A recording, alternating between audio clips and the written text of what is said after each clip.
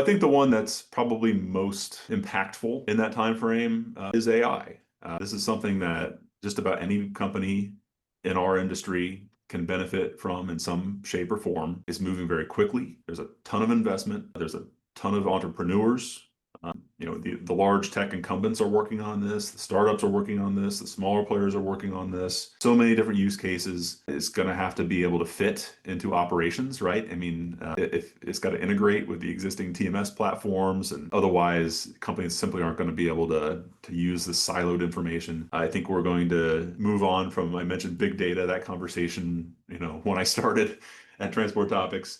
It's going to be all about utilizing data and create, even using synthetic data that AI can generate to help clean the data, right? Data in our industry is pretty messy, making it more usable. I think AI is going to become more and more accessible and affordable. So I think that those are the companies that are, the companies that embrace it, that find the right ways to implement it, are going to be well positioned for the future. There's going to be a lot of focus, I think, on things like fraud prevention. Certainly in the 3PL space, that's been a real headache for the industry.